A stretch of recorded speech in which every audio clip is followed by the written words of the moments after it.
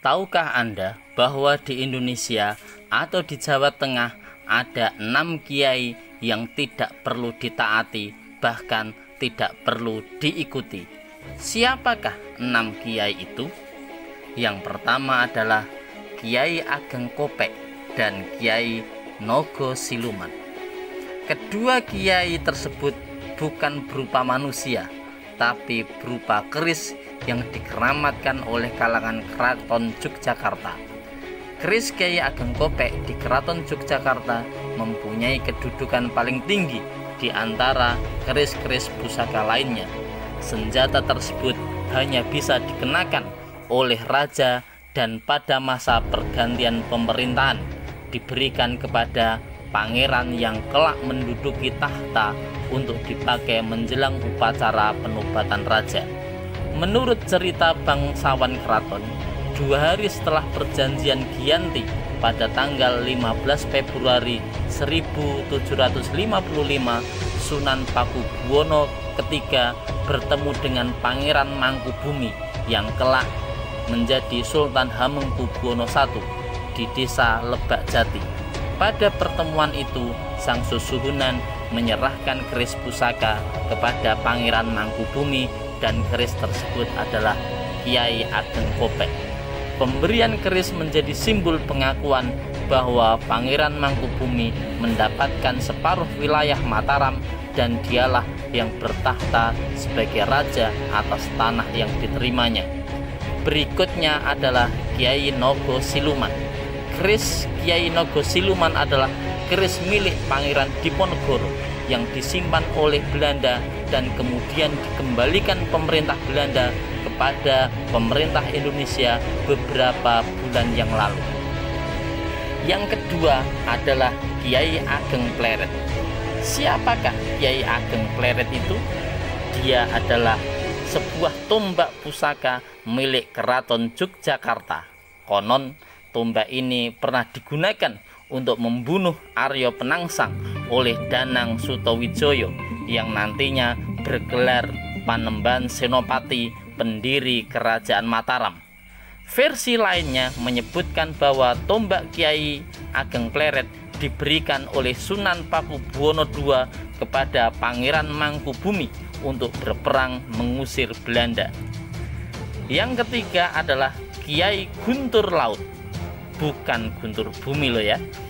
Kiai Guntur Laut adalah seperangkat gamelan milik Keraton Yogyakarta. Gamelan istana ini pun juga mengenakan gelar kiai. Gamelan ini hanya dimainkan dalam upacara kenegaraan yang besar seperti penobatan raja, penyambutan tamu besar, dan pernikahan.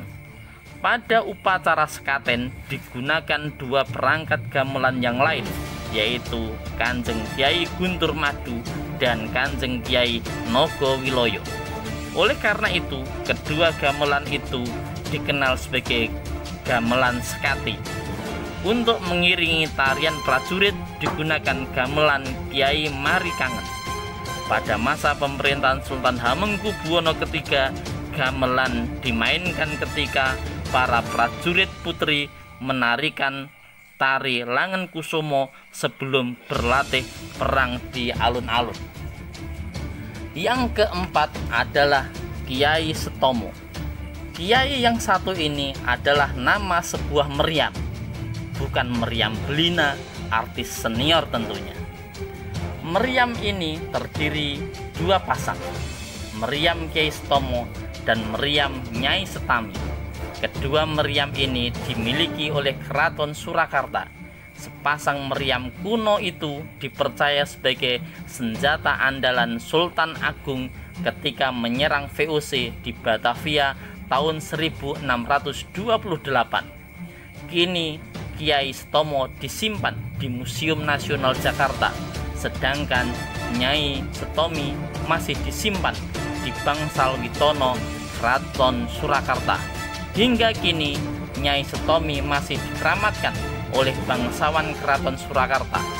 Bahkan pusaka ini menjadi pusaka istimewa karena setiap tahun dijamasi 2 kali. Tidak seperti pusaka lainnya yang hanya dijamasi sekali setahun. ada keyakinan yang tidak benar dari sebagian orang terkait dengan Kiai Setomo ini. Bagi pasangan yang sudah menikah tapi tidak punya anak, si perempuan jika duduk di atas meriam Kiai Setomo, maka tidak lama lagi dia akan hamil. Begitu kepercayaannya. Maka suatu ketika ada seorang ibu dan anak perempuannya yang anak perempuannya lama tidak punya anak.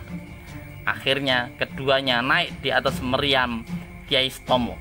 Tidak lama kemudian sang ibu malah yang hamil, padahal dia seorang janda, sedangkan anaknya yang punya suami malah belum hamil.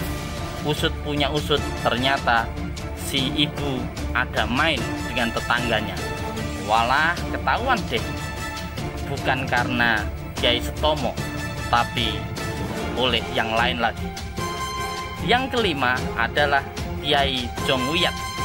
Sang kiai ini berupa sebuah kereta milik Keraton Yogyakarta. Kereta ini buatan Belanda tahun 1980, peninggalan Sri Sultan Hamengkubuwono ke-7, dipergunakan untuk Manggolojudha dalam peperangan, misalnya untuk memeriksa barisan prajurit dan sebagainya. Sri Sultan Hamengkubuwono ke-7 adalah sultan yang paling banyak melakukan peperangan dengan Belanda. Kereta ini ditarik oleh 6 ekor kuda. Pada saat Sri Sultan Hamengkubuwono ke-10 menikahkan putrinya, kereta ini kembali dipergunakan. Beberapa bagian dari kereta ini sudah mengalami renovasi, misalnya warna cat yang sudah diganti menjadi warna kuning. Selain itu ada Kiai Jolodoro. Sang kiai dibuat Belanda tahun 1815, peninggalan Sri Sultan Hamengkubuwono ke-4. Kereta Jolodoro adalah kereta pesiar yang dikendalikan oleh 4 ekor kuda. Dan yang terakhir dan yang paling fenomenal adalah Kiai Slamet. Awas, yang punya nama Slamet tidak perlu tersinggung. Si kiai mempunyai 4 kaki. Dan kiai yang saya maksud adalah seekor kerbau bule atau kebu bule. Pada malam 1 Suro atau hari pertama dalam kalender Jawa yang bertepatan dengan 1 Muharram pada kalender Hijriah menjadi istimewa. Momentum itu dikeramatkan bagi masyarakat Jawa. Berbagai upacara tradisi digelar di malam tersebut, semisal dilakukan penjamasan pusaka, termasuk adanya tradisi ritual di Keraton Surakarta, Kota Solo, Jawa Tengah. Tradisi ini begitu sakral dan dikeramatkan. Tradisi dalam keraton adalah kirap pusaka yang digelar pada malam 1 Suro. Aktor utama pada kirap sakral tersebut adalah beberapa kerbau bule atau kebu bule. Disebut kerbau bule karena wujud fisiknya yang berwarna putih kemerah-merahan. Kerbau milik Keraton Kasunanan ini bukan sembarang kerbau. Kerbau bule tersebut bernama Kiai Slamet yang hingga kini telah memiliki beberapa keturunan. Dalam buku Babat Solo karya Raden Mas Said, Kiai Slamet adalah hadiah dari Kiai Hasan Besari asal Tegal Sari Ponorogo untuk Raja Kasunanan Pakubuwono II. Dalam kirap itu yang paling ditunggu-tunggu sama masyarakat yang mengikuti kirap adalah saat si kiai buang kotoran atau kencing. Apa yang masyarakat lakukan? Mereka habis-habisan memperebutkan tai kerbau atau kencingnya, karena dalam keyakinannya barang siapa yang mendapatkan salah satunya atau kedua-duanya, maka kehidupannya akan mendapatkan keberkahan. Memang parah ya, kalau satu keyakinan yang tidak dituntun dengan aturan agama yang benar, sikapnya akan berubah menjadi lebih rendah daripada binatang itu sendiri. Itulah keenam kiai yang tidak perlu ditaati yang ada di wilayah Jawa Tengah. Tapi kalau kiai pesantren ya beda lagi dong. Bagaimana dengan Anda? Mau ikut kiai yang mana?